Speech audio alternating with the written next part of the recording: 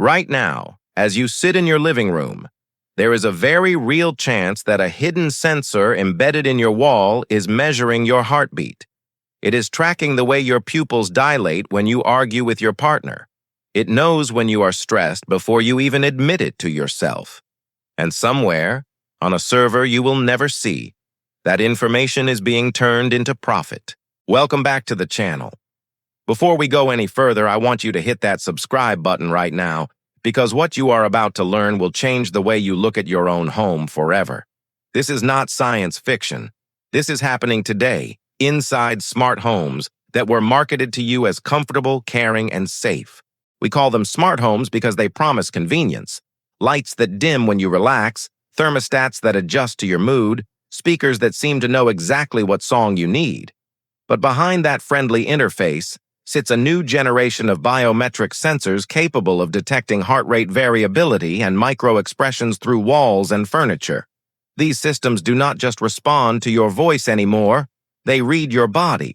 To understand how invasive this really is, you need to understand how quickly this category has grown.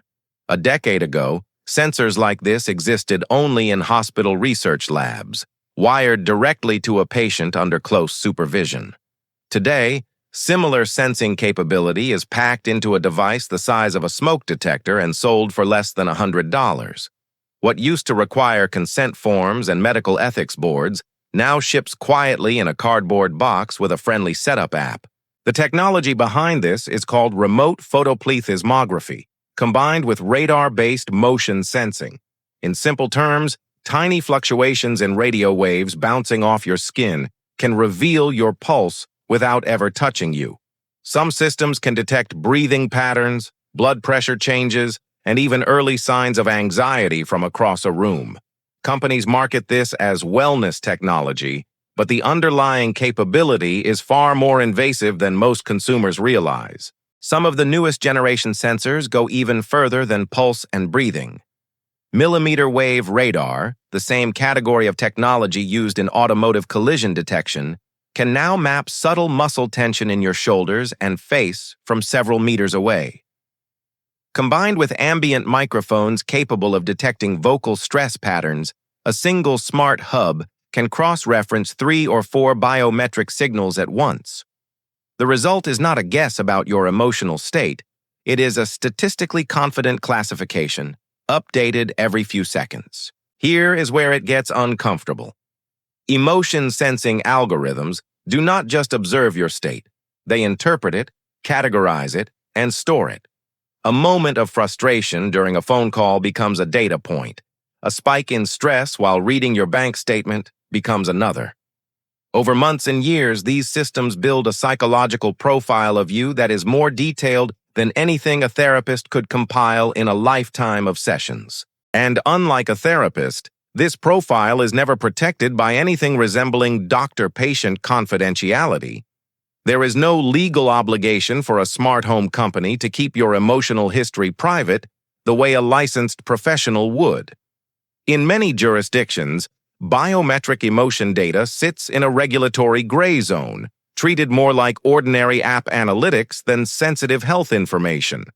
That gap between how personal this data feels and how loosely it is actually protected is exactly what makes this technology so dangerous. Now ask yourself, who owns that profile? In most cases, it is not you. Smart home companies bury emotion tracking permissions inside terms of service agreements that stretch for dozens of pages. Very few users read past the first section, let alone reach the clauses that describe biometric data sharing with third parties. That data often flows directly into advertising networks designed to exploit emotional vulnerability. Researchers who have actually taken the time to read these agreements in full describe a consistent pattern. Consent is framed as a single toggle switch buried 3 menus deep, phrased in language designed to sound optional when functionally it is required for the device to work at all. Opting out frequently disables core features, effectively punishing users who try to protect their own privacy. This is not accidental design. It is what user experience researchers call a dark pattern, deliberately engineered friction meant to push you toward maximum data sharing. Imagine an algorithm that knows you feel lonely on Sunday nights. It can time advertisements for dating apps or comfort food precisely when your emotional defenses are lowest. Imagine a system that detects rising stress hormones during financial conversations and quietly flags you as a target for high-interest loan offers. This is not speculation. It is the logical business model of surveillance capitalism applied to the last truly private space most people have left. This kind of targeting has a name in the advertising industry, and it is called emotional arbitrage. The core idea is simple and brutally effective. Buy attention when a consumer's rational defenses are weakest and sell them something before logic kicks back in. Traditional advertising had to guess at your emotional state from browsing history and time of day. Emotion-sensing smart homes remove the guesswork entirely, replacing inference with direct biometric measurement of your vulnerability in real time. The insurance industry has already shown interest in this kind of data. Health and life insurers have explored partnerships with smart home platforms to access biometric stress indicators. A pattern of elevated cortisol readings or irregular heart rhythms detected in your own bedroom could theoretically influence your premiums. Suddenly, the walls that were supposed to protect you become witnesses, testifying against you in a system you never agreed to join. This is not limited to health and life insurance either. Auto insurers have already piloted programs that reward or penalize drivers based on biometric stress readings captured during trips, using the same underlying sensor technology found in home systems. Employers experimenting with wellness programs have quietly requested access to aggregated stress data from employees who use connected home devices, framing it as a benefit rather than surveillance. Once this kind of data exists, the temptation for third parties to request access to it rarely stays contained to its original purpose. Children are especially vulnerable in these environments. Emotion-sensing nurseries and smart baby monitors claim to detect distress before a child even cries, marketed as tools for better parenting. But these same systems create biometric profiles of minors from infancy, often stored indefinitely on corporate servers.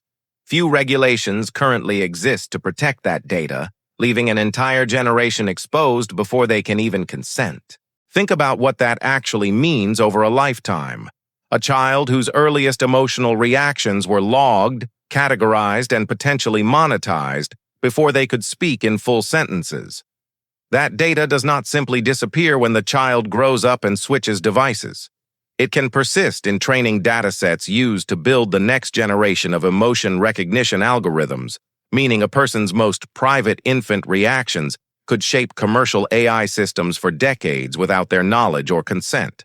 Security researchers have already demonstrated how vulnerable these systems can be to unauthorized access. A hacked smart home sensor does not just expose your daily schedule, it can expose your emotional state in real time to a stranger. Domestic abuse advocates have raised alarms about partners misusing these tools to monitor a victim's stress levels and location patterns. The very technology sold as protection can become a mechanism of control in the wrong hands. Cybersecurity conferences have repeatedly featured demonstrations of how easily some of these consumer-grade biometric sensors can be intercepted. Weak default passwords, unencrypted data transmission between device and app, and poorly secured cloud storage buckets have all been documented as real vulnerabilities in commercially available products. Once an attacker gains access to a home hub, they do not just see a video feed, they potentially gain a live readout of every occupant's physiological stress response. That level of intimate access has no equivalent in previous generations of home security breaches. Manufacturers defend these systems by pointing to genuine benefits. And to be fair, some of those benefits are real. Early detection of cardiac irregularities has reportedly saved lives in a handful of documented cases. Elderly care applications use fall detection and vital sign monitoring to alert family members during emergencies. The technology itself is not inherently malicious, but the absence of transparent consent and strict data governance turns a helpful tool into a predatory one. The tragedy here is that the underlying engineering is genuinely impressive, and in the right context, genuinely useful. A hospital-grade version of this same sensor technology, deployed with full patient consent and strict regulatory oversight, could meaningfully improve remote patient monitoring. The problem has never been the sensor itself. It has been the business model wrapped around it, one that prioritizes data extraction over the person being monitored. The core problem is architectural, not just ethical. Most emotion-sensing systems are designed to collect first and explain later, if they explain at all. Data retention policies are vague, deletion requests are difficult to enforce, and cross-company data sharing agreements remain largely invisible to the end user. Until regulation catches up with the technology, consumers are effectively beta testing their own psychological exposure. Lawmakers in a handful of regions have begun drafting biometric privacy legislation specifically aimed at closing these gaps.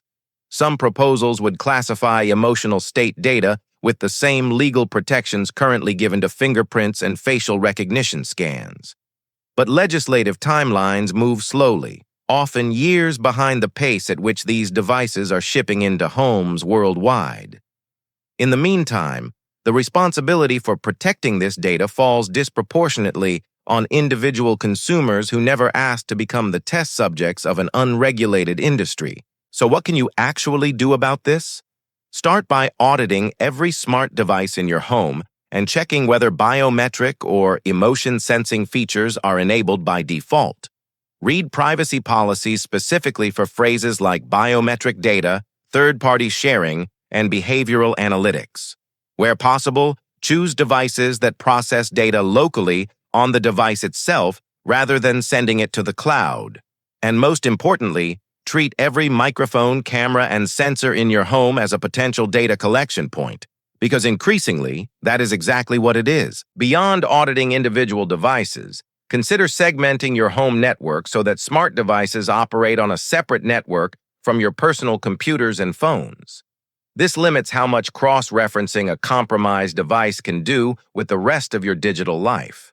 Regularly check for firmware updates, since many security vulnerabilities in these systems are patched only after researchers publicly expose them. And when a device offers a physical off switch or a way to disable sensors without losing all functionality, use it whenever you value privacy over convenience in that moment. The bigger question this raises goes far beyond individual privacy settings.